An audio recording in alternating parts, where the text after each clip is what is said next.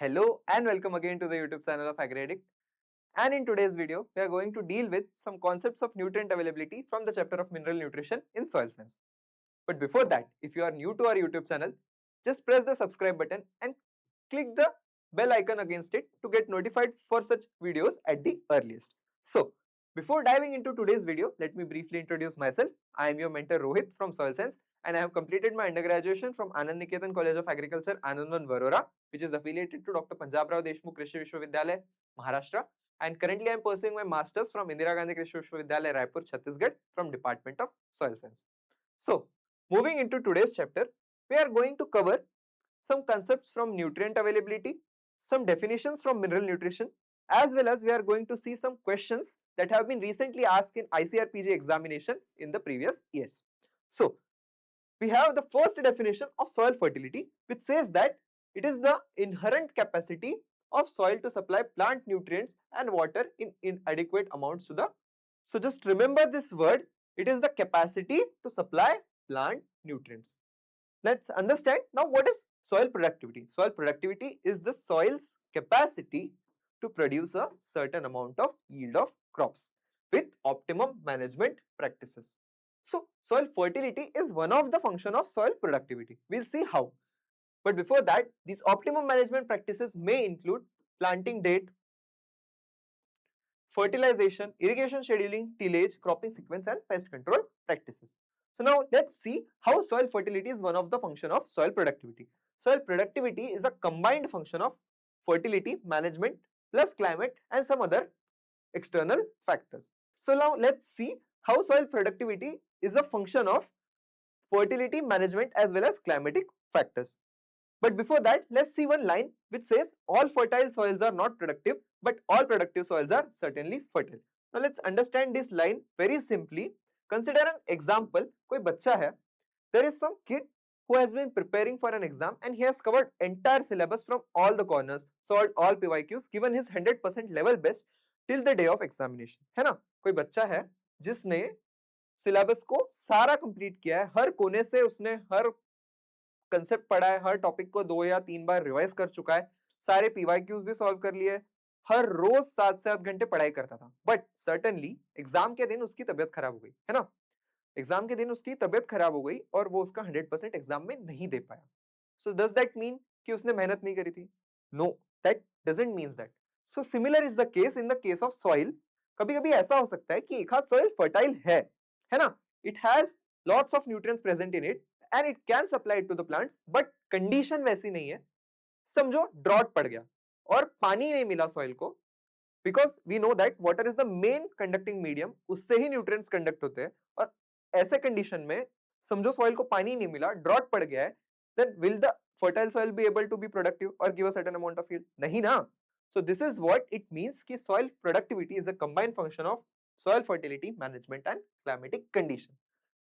So we understood that all fertile soils are not productive, but all productive soils are certainly fertile. अगर कोई soil productive है तो जरूरी है कि वो fertile भी होगी ही होगी. So moving ahead, we have criteria of essentiality that was given by Arnon and Stout in year 1939. So now let's understand हम किसी nutrient element को essential कब classify करेंगे? When will we call some nutrient element as essential? It has to classify some conditions. These conditions were given by Arnon and Stout in year 1939. So first condition of this, it was plant cannot complete its life cycle. Cannot complete its life cycle without that element. Okay, it is merely necessary that the presence of that element is essential for the growth and development, physiological development of the crop plant. Without that element, plant cannot complete its life cycle. Then second condition was the element is directly involved in the plant metabolic activities. The element is directly involved in the plant metabolic activities.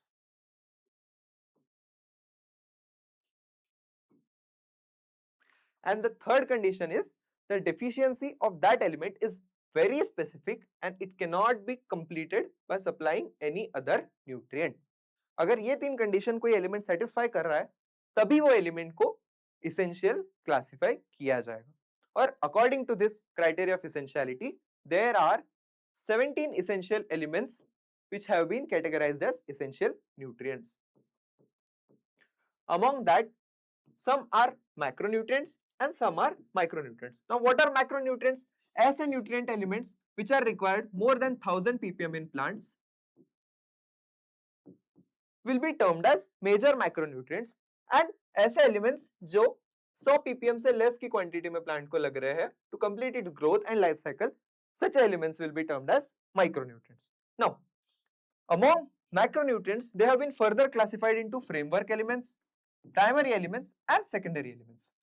So framework elements ऐसे elements हैं जो structural components that are carbon, hydrogen, oxygen. Such elements which are involved in the structural role of crop plant are called as framework elements, which are directly taken from air or water are called as carbon, hydrogen or oxygen, and these are termed as framework elements. Apart from this, there are two different categories like primary elements and secondary elements. Now among primary nutrients are those which are required in relatively more quantity than the secondary nutrients, and such elements are nitrogen, phosphorus and potassium, and carbon, magnesium and sulfur are then categorized as secondary nutrients. Now, apart from these major macronutrients, there are some micronutrients which are zinc, copper, manganese, boron, iron, chlorine, nickel and molybdenum. Now, these major macro and micronutrients have been a foundation for many of the questions in the recent part. So, I'll give you a trick to memorize this macro and micronutrients differently. So, what are micronutrients? Carbon, hydrogen, oxygen, nitrogen, phosphorus, potassium, magnesium, sulfur and calcium. So, for this you should remember cone pk mug se kafi chala gaya, where cone stands for CHON, that is carbon, hydrogen, oxygen and nitrogen. pk stands for phosphorus and potassium, mug stands for magnesium, se stands for sulfur and kafi stands for calcium. In this way you can memorize macronutrients easily. Now, how will you memorize micronutrients? Micronutrients can be easily kept in mind by the trick clever, boni and moni manjan Q feke.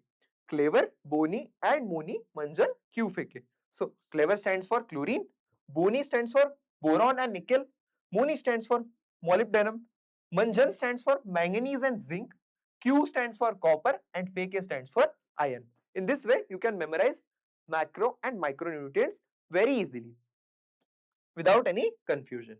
So now we have some other definitions of available nutrient, beneficial nutrient, functional nutrient, trace element and tracer element. So let's understand what is an available nutrient. Any nutrient will be called as available nutrient when it is readily absorbed and is easily available for plant uptake.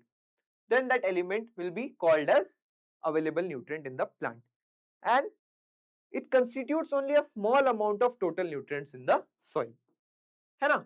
There are lots of elements present in the soil, but among that only few, a small fraction of it is termed as available nutrients because it is readily available and present in plant applicable forms. So अब देखेंगे कि beneficial elements क्या है. Beneficial ऐसे elements है जो अगर crop में present हो तो yield पे एक positive impact देखा जा सकता है, but ऐसा जरूरी नहीं है कि अगर वो present होंगे तो plant की death हो जाएगी, ऐसा नहीं है. अगर वो present होंगे तो it will have a positive impact, but नहीं होंगे तो there will be no change in the growth of plant. Beneficial elements are the mineral elements which stimulate plant growth but are not essential, which are essential only for certain plants. ये elements सिर्फ कुछ ही plant species में एक essential role play करते हैं, and when present in some other crop plants, they give a positive impact on yield. Some examples of beneficial elements are silicon, sodium, aluminium, cobalt, selenium and vanadium. Now, Nicholas defined some nutrients as functional nutrients in 1961. So what was his criteria? अगर कोई element directly plant metabolism में अपना role play कर रहा है, then it will be categorized as functional nutrient. According to Nicholas, it was not necessary कि the role was specific. ऐसा कुछ जरूरी नहीं था Nicholas के according कि role specific होना ही चाहिए, but अगर कोई element directly plant metabolism में involved होगा, then it recognized it as functional nutrient. Then another definition was trace element. Trace element ऐसा कोई भी element which is found in very low concentration, that is even less than 1 ppm, then it will be called as trace element by trace element for crop plants. और ऐसा ही एक tracer element है. अक्सर trace element और tracer element में confusion हो जाती है. ट्रेस एलिमेंट वो एलिमेंट है जो कम कॉन्सेंट्रेशंस में, बट ट्रेसर एलिमेंट एक ऐसा रेडियो आइसोटोप या ऐसा स्टेबल आइसोटोप है किसी एलिमेंट का which is used to track the biochemical pathway in the crop plants and study its interaction and mechanism in the system. ऐसा एलिमेंट जिसका स्टेबल आइसोटोप स्टडी के लिए यूज हो रहा है, ऐसे एलिमेंट को ट्रेसर एलिमेंट कहा जा सकता है. देन मूविंग अहेड, यहाँ हमें कंपाइल्ड फॉर्म में सारे न्यूट्रिएंट्स के डिस्कवर्स और उनके प्लांट अप्टेकेबल फॉर्म इस टेबल में देखने को मिलेंगे. So we will see that this hydrogen and oxygen, which are our structural elements, are present since time immemorial and इनका अपटेक हाइड्रोजन और ऑक्सीजन का अपटेक वाटर और ऑक्सीजन के फॉर्म में ही क्रॉप प्लांट कंप्लीट कर रहे हैं. Apart from this, carbon was discovered by Priestley and it is taken in form of carbon dioxide. Then हमारा नाइट्रोजन है which was discovered by Theodore de Saussure in year 1804 and it is taken in the form of nitrate and ammonia. Then we have potassium, calcium, magnesium and phosphorus which were discovered by Carl Sprengel in year 1839 and among these potassium, calcium and magnesium are taken in the form of cations and phosphorus is taken in the form of anions. Then sulfur was discovered by Sash and Knopp in year 1860 and it is taken in the form of sulfate. Then chlorine was discovered by Breuer and et al. In year chlorine. So अभी समझेंगे कि when there are more than one names, you can write it as Breuer and et al. तो आपको जब भी et al कहीं दिखा मिले तो समझ लेना कि उसके साथ साथ उसकी एक टीम ने भी काम किया है on the discovery of chlorine in year 1954. Similarly, iron was discovered by E. Greece in year 1843. तो आयरन को याद रखने के लिए you can remember that iron is prone to rusting, but if we apply grease over it, the rusting is prevented. So similar ऐसे ही आप याद रख सकते हो कि आयरन पे लगाया Greece and it was discovered in year 1843 and it is taken up in the form of Fe2+. Similarly, boron was discovered by Warrington in year 1923. H3BO3 and H2BO3 forms में लिया जाता है. Then zinc was discovered by Sommer and Lippmann in year 1926 and it is taken up in the form of Zn2+. Then copper was discovered by Sommer, Lippmann and इनके साथ एक और आदमी जुड़ गया था, मक्केनी. They discovered copper in year 1931 as essential element and it is taken up in the form of Cu2+. Similarly, हमारा जो criteria of essentiality दिया था Arnon and Stout ने, they discovered an element molybdenum in year 1939 and it is taken up in the form of MoO4 2-. And our recently discovered element, इसको याद रखेंगे, this has been always asked in exams. Nickel has been discovered by Brown, Welch and Carey in year 1987. This is the recently discovered essential element and it is taken up in the form of Ni2+. So now, moving ahead, we are going to study some of the laws which are important for questions point of view in exam. And first law from this concept of nutrient availability is Liebig's law of minimum. This law states that the nutrient present in the least relative amount is known as the relative limiting nutrient. इसको समझेंगे एक simple example से. Consider करो, खाना बनाने के लिए हमारे पास सारी चीजें जैसे मसाले हो गए, सब्जियां हो गई, दाल, चावल, आटा सब है. बस एक चीज नहीं है, वो है हमारा नमक, है ना. And it makes difference, right. अगर नमक के बगैर बना हुआ खाना हो तो वो ऐसा लगता है कि खाया ही ना जाए. सो सेम स्टेटमेंट इस लॉ का मीनिंग है कि even if all but one essential elements be present in the absence of one constituent renders the crop barren. इसका कहना है कि अगर सारे 17 में से 16 भी न्यूट्रिएंट्स ऑप्टिमम अमाउंट पे प्रेजेंट हो बट एक न्यूट्रिएंट डिफिशिएंट हो, एक एसेंशियल न्यूट्रिएंट अगर डिफिशिएंट हो तो हमारा क्रॉप बैरन रह सकता है. तो सिमिलर इज द मीनिंग कि अगर खाना बनाने में सारी चीजें प्रेजेंट हो, बस एक सॉल्ट की कमी हो, तो वो खाना एकदम निहायती अनटेस्टेबल लगता है. वैसा ही लाइबिग्स लॉ ऑफ मिनिमम स्टेट करता है कि सारे के सारे 17 एलिमेंट्स उनकी मिनिमम क्वांटिटी से ज्यादा ही होने चाहिए, तब जाके हमारी क्रॉप की सक्सेसफुल यील्ड आएगी.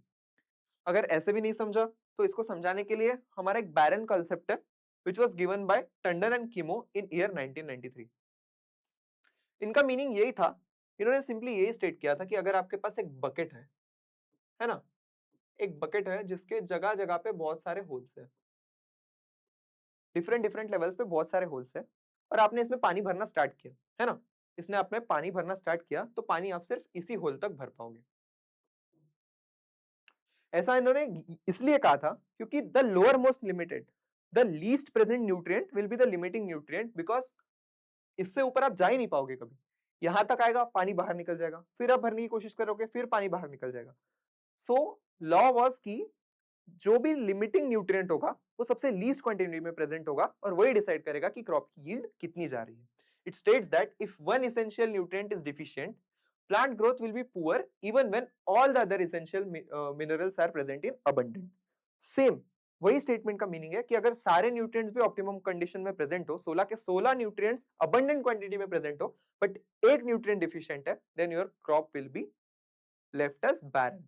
इन सिंपल वर्ड्स में अगर कंसीडर करेंगे ये लॉ को, यही कहना है कि एक न्यूट्रिएंट टॉक्सिक अमाउंट में भी नहीं प्रेजेंट होना चाहिए, ना ही डिफिशिएंट होना चाहिए। It should be present in optimum quantity to get a successful yield. ना कोई न्यूट्रिएंट डिफिशिएंट होना चाहिए, ना ही कोई न्यूट्रिएंट टॉक्सिक होना चाहिए। Then we have Mitscherlich's law of physiological relationship. इस लॉ को याद रखने के लिए मैं हमेशा से ये स्टोरी को मेमोराइज करता था, है ना। ये स्टोरी में ये जो हमारा लैंडलॉर्ड था, इसके पास इतना पैसा था कि वो मिनिमम से ज्यादा था, बट ऑप्टिमम से कम था। इसको हमेशा लगता था कि ग्रो करता रहे करता रहे करता रहे, बट जब ये फैमिली का देखा जाए तो ये मिनिमम से कम थी, तो इनके लिए ग्रोथ कुछ एग्जिस्ट ही नहीं करती थी। तो सिमिलरली मिसरलिस का ग्रोथ लॉ भी यही कहता है, yield can be increase by each single growth factor even if it is not present in the minimum and as long as it is not in the optimum. ये law का यही कहना है कि अगर कोई न्यूट्रिएंट एलिमेंट मिनिमम से ज्यादा की क्वांटिटी में हो और ऑप्टिमम की कम क्वांटिटी में हो, देन यील्ड सक्सेसफुली हर एक ग्रोथ फैक्टर के साथ बढ़ेगी। बट उसके लिए कंडीशंस है कि वो मिनिमम से कम ना हो और ऑप्टिमम से ज्यादा भी ना हो। So yield can be increased by each single growth factor even when it is not present in minimum and as long as it is not present in the optimum, is the statement of Mitscherlich's law of physiological relationship. Now we will see what is Mitscherlich's growth law. Mitscherlich's growth law states that increasing yield as a result of increasing single growth factor is proportional to the decrement from the maximum yield. मतलब हर एक single growth factor उसकी yield को डिक्रीमेंटली बढ़ाएगा। तो हमने देखा था, इसी स्टोरी को फिर से इमेजिन करेंगे। ये जो लैंडलॉर्ड था, ये जैसा भी ग्रो करता था, जितना भी ग्रो कर पाता था, हर एक ग्रोथ के साथ क्या वो कभी हैप्पी था? नहीं। वैसा ही यहाँ पे है कि जैसे जैसे ग्रोथ बढ़ रही है, ग्रोथ इज सिग्निफिकेंटली इंक्रीजिंग, है ना। Growth is significantly increasing but it is increasing at a decremental rate. So increasing yield of a crop as a result of increasing single growth factor is proportional to the decrement from the maximum yield obtainable. It is decrementally increasing. And there is an equation for Mitscherlich's growth law which states that log of a minus y is equals to log of a minus cx. This can be important in some of your competitive exams. So अगर ऐसे ही soil science के concepts को easily समझना है और ICR PG exam को track करना है, तो हमारा आज ही आईसीआर पीजी एग्जाम के लिए लॉन्च किया हुआ टारगेट बैच ज्वाइन करें, विच इज अवेलेबल फॉर 3499, जिसमें हम ऐसे ही इजी तरीके से कंसेप्ट्स को डील कराते हैं और सारा सिलेबस टॉप नॉच कवर कराते हैं along with free mock test bundle. किसी और कोचिंग का कोर्स ले रखा है तो उसके लिए एक स्पेशल प्रोविजन है, आप हमारा मॉक टेस्ट बंडल भी ले सकते हैं which is for 499. Now let's understand what is percentage yield concept. Percentage yield concept कहता है कि when more than one nutrient is deficient, the final percentage of sufficiency is the product of individual sufficiency.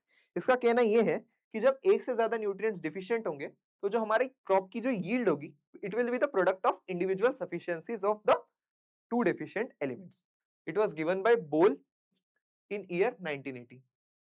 तो इसको समझने के लिए एक example consider करो, है ना, कि मुझे एक चीज आधी आती है और मेरे फ्रेंड को एक चीज आधी आती है।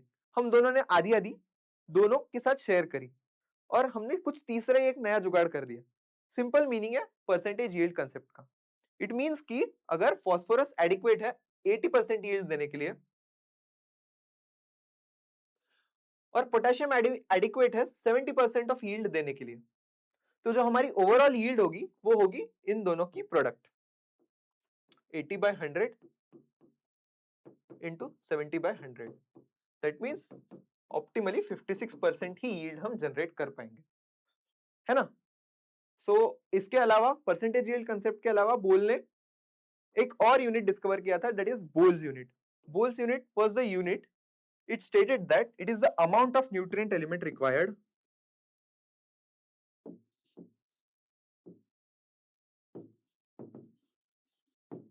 element required to generate 50% of the optimum yield. Required to generate 50% of the optimum yield.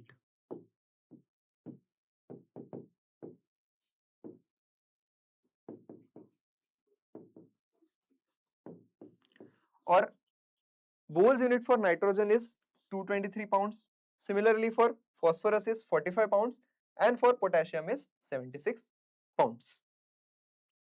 So, moving ahead, we have law of maximum. Law of maximum was given by Wallace and Wallace, and it stated that when the need for every element is fully satisfied, every factor is fully satisfied required in the process, the rate of the process can be at its maximum potential. अब इसके लिए एक example consider करेंगे, है ना, कि आपने preparation के लिए सारे बुक्स जमा कर लिए, देन आपने सारे बुक्स पढ़ भी लिए, उसके बाद एक अच्छा सा मास्टर कोर्स ज्वाइन भी कर लिया। कंसीडर करो एग्रीडिक्ट का मास्टर कोर्स ज्वाइन कर लिया, उसके साथ साथ एग्रीडिक्ट का मॉक टेस्ट बंडल भी आपको मिल गया। आपने ऑप्टिमली सारे मॉक टेस्ट 2-2 3-3 बार सॉल्व किए, उसके आपको एक्सपर्ट रिव्यूज भी मिल गए, मेंटर्स से एक्सप्लेनेशन भी मिल गया, एंड आपके एग्जाम के प्रिपरेशन में सारे फैक्टर्स, आपके एग्जाम के प्रिपरेशन प्रोसेस में सारे फैक्टर्स ऑप्टिमम रेट पे चल रहे हो, है ना, तो डेफिनेटली आपका पोटेंशियल मैक्सिमाइज हो जाएगा। वही कहना था हमारे इन वैलेस एंड वैलेस भाई साहब का कि when the need is fully satisfied for every factor required in the process, the rate of the process can be at its maximum potential, which is definitely greater than the sum of individual parts because of sequentially additive interactions, है ना, clear है, very simple. Now next we have our Bray's nutrient availability concept. In year 1938, Bray stated that available forms of nutrient elements are those forms जिनके variations से, available form of nutrients are those forms whose significant variations affect yield and yield response. That means अगर थोड़ा भी कोई change किसी nutrient element में हो और उससे yield पे अगर effect पड़ रहा है, then that element will be considered as available nutrient. Then Bray also postulated that availability of these forms involves not only their chemical and physical nature but the ability of the plant to forage them. Bray का ये भी कहना था कि not just physical and chemical forms of these nutrients but how potentially कितने अच्छे तरीके से प्लांट उन न्यूट्रिएंट्स को सॉइल से फोरेज कर पा रहा है with it root system, it also determines the yield of the crop plants. So next is Bray's concept of nutrient availability. ये स्लाइड तो भैया इतनी इंपॉर्टेंट है कि आप इसका स्क्रीनशॉट ले ही लो. देखोगे ना जब आगे हम पीवाईक्यूज डील करेंगे, यू विल फाइंड आउट कि इसी स्लाइड से कम 2 से 3 क्वेश्चन आपको देखने को मिलेंगे. सो Bray stated that mobility is the overall process whereby nutrients reach the sorbing root surfaces, thereby making it possible for their sorption into the plant. Bray का ये कहना था कि mobility एक overall process है whereby जिसमें जो मिनरल न्यूट्रिएंट्स है वो रूट्स की अब्सॉर्बिंग सरफेसेस पे पहुंचते हैं and they make it easy for sorption into the plant. Also it stated that mobility involves solution or exchange of nutrients as well as movement to the root surface.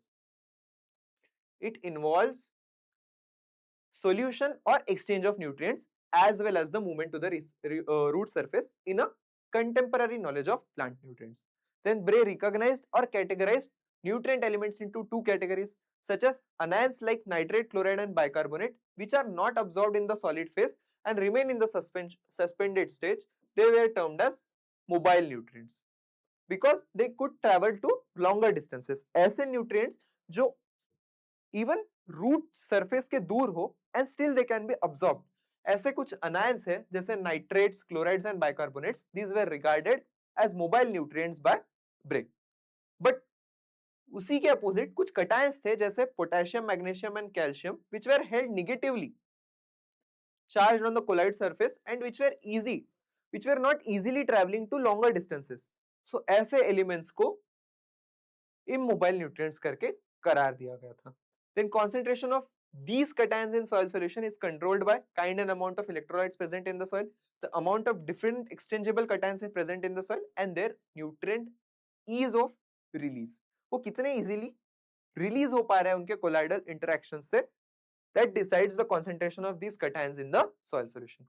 Now, according to Bray, there were 2 zones, root system sorption zone and root surface sorption zone. So अभी हमने देखा कि anions like nitrate, chloride and bicarbonate which were able to travel to longer distances which were termed as mobile nutrients. So root system sorption zone के लिए जो mobile nutrients थे जो longer distance तक travel कर पा रहे थे, these were important.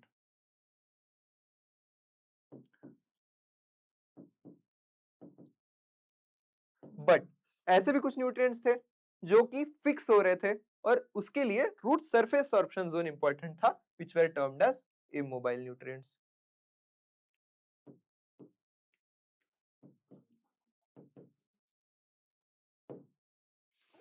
तो मूविंग अहेड हम देखेंगे कि ये रूट सिस्टम सॉर्प्शन जोन और रूट सरफेस सॉर्प्शन जोन क्या है। रूट सिस्टम सॉर्प्शन जोन को देखेंगे, ये ब्राइटेंड एरिया है। पिक्टोरली देखो, इस इमेज में ये रूट सिस्टम का जोन ब्राइटेंड है और यहाँ पे सिर्फ रूट के एक्सट्रीम सरफेसेस में ब्राइटेंड नहीं है।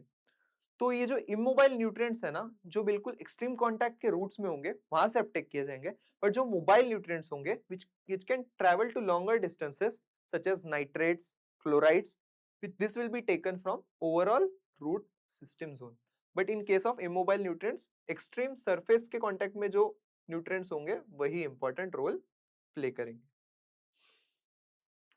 नेक्स्ट स्लाइड में हम देखेंगे कि ब्रे ने कुछ न्यूट्रिएंट एलिमेंट्स को सेपरेटली प्लांट्स और सॉइल में मोबाइल और इमोबाइल कैटेगरीज में क्लासिफाई किया था। तो इसमें कुछ इंपॉर्टेंट पॉइंट्स है याद रखने जैसे, जैसे देखेंगे कि प्लांट में बोरॉन जो है वो इमोबाइल है, बट वही सॉइल में बोरॉन जो है वो मोबाइल फॉर्म में प्रेजेंट है। वैसे ही प्लांट में फॉस्फोरस जो है वो मोबाइल है, बट सॉइल में फॉस्फोरस इमोबाइल फॉर्म में आ जाता है। देन अगर एक स्पेशल एलिमेंट देखेंगे हमारा नाइट्रोजन, जो कि सॉइल सिस्टम में दोनों मोबाइल और इमोबाइल स्टेट में एग्जिस्ट करता है। जैसे अनायनिक फॉर्म जो है नाइट्रोजन का वो सॉइल में मोबाइल है, बट कटायनिक फॉर्म सॉइल में इमोबाइल है। और एक स्पेशल बात अगर देखेंगे तो अगर आप कंपेयर करोगे तो सॉइल में जो सारे के सारे इमोबाइल एलिमेंट्स हैं वो कटायंस हैं एक्सेप्ट दिस फॉस्फेट आयंस, और सारे के सारे जो मोबाइल एलिमेंट्स हैं वो अनायंस आपको देखने को मिलेंगे। सो ऐसे ही सिंपल कंसेप्ट्स को देखने के लिए और बार बार इजी वे में सीखने के लिए हमारा एग्रीडिट का मास्टर कोर्स आप जल्द से जल्द ज्वाइन कर सकते हो। मूविंग अहेड, हम आज के टॉपिक से रिलेटेड जितने भी क्वेश्चंस थे जो प्रीवियसली पूछे गए हैं वो भी आज डील करेंगे। So according to Bray's nutrient mobility concept, which among the following element is mobile in plants but immobile in soil? ऐसा एलिमेंट कौन सा था हमारा? फॉस्फोरस। बट अगर क्वेश्चन ये होता कि element which is mobile in soil but immobile in plants, तो हमारा आंसर होता बोरॉन। सो नेक्स्ट क्वेश्चन इसी के अकॉर्डिंग है, nutrient essentiality criteria was given by Arnon and Stout. अगर आपको ये भी पता हो ए का ऑप्शन 2, तो एक ही ऑप्शन है and then you will be clearly getting the correct answer for this question. C, nutrient essentiality of criteria was given by Aaron and Stout. Then stages of cell were given by Walther Fleming. Cell was discovered by Robert Hooke, and Khera disease was given by Y.L. Nene. Now, Khera disease is caused by deficiency of zinc in rice. और यही सारे concept हमने हमारे master course के content में detail में cover करे हैं। तो अगर आप ICAR सॉइल साइंस के लिए प्रिपेयर कर रहे हो तो you should today only purchase our master course at very efficient cost price. Now next is mobility of nutrients. Mobility of nutrients किसने दिए थे? ब्रे ने। सो सी का फर्स्ट ऑप्शन देखेंगे दो ऑप्शंस में, तो ये ऑटोमेटिकली कट हो गया। Then growth factor and yield was given by Mitscherlich, so D का 3 देखेंगे कहाँ है, and then you will get the option 1 as the correct answer. ठीक है। Then air capacity of soil was given by खोके and contact exchange theory was given by Jenny and Street. So next question हम देखेंगे, it is asking about phosphorus is immobile in soil because phosphate ions are held in anion exchange. This is correct statement. Phosphate ions are held by ligand exchange. This is also a correct statement. Then phosphate ions are absorbed as sparingly soluble phosphates of iron and calcium. This is also a correct statement. Phosphate ions are leached as completely soluble. No, phosphate के compounds कभी भी soluble नहीं होंगे. Phosphate forms insoluble compounds in the soil. So only A, B and C statement are correct in this question. Correct answer for this is option A. Now moving ahead, अभी हमने पढ़ा था mobility के definitions which were in the Bray's nutrient mobility concept. Mobility is the overall process whereby nutrients reach the root surface and absorption zone into plant. Same statement है. Then it was given also as a reason. Thus, mobility involves the solution or root exchange of nutrients and movement to the root surface. So इसका answer होगा both assertion and reason are correct, and reason is the correct explanation of the assertion. Now, next question is asking us about relationship between plant growth response and addition of growth factor. This was given by Mitscherlich. Mitscherlich growth law में हमने देखा था कि कैसे एक single unit के addition से growth में सिग्निफिकेंट इंपैक्ट पड़ रहा है. Then next we have growth factor necessary to increase the yield, that is 50% of the difference between maximum possible yield and yield before that was applied. ये concept किसने दिया था? बोल ने. And the correct answer for this is option C.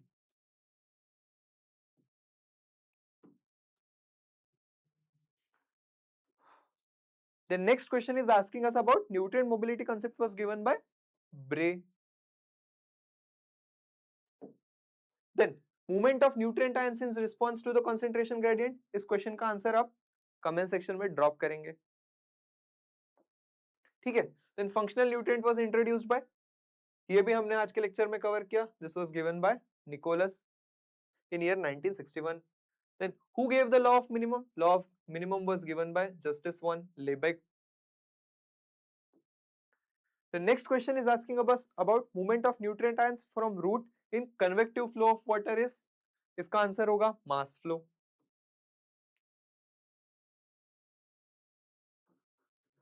So this was all about today's lecture. और ऐसे ही अगर आप अपनी सॉइल साइंस की ICAR JRF की प्रिपरेशन को बूस्ट करना चाहते हो तो आज ही जाकर हमारा ICAR JRF का कोर्स परचेस करें. We have Shrestha batch which is valid for 1 year and you can just purchase it for 3499. It is a bare minimum cost और इसी कॉस्ट में हम आपको स्टैंडर्ड मटेरियल, सारे mock test, authentic mock test with scheduled exam pattern आपको सब on the time मिलता रहेगा. और ऐसे ही आपको अगर आपकी प्रिपरेशन को बूस्ट करना है तो आज ही जाकर हमारा मास्टर कोर्स परचेस करें. और अगर आपने मास्टर कोर्स परचेस कर लिया है तो इस वीडियो को लाइक करें, चैनल को सब्सक्राइब करें और इस वीडियो को शेयर करें. Thank you so much.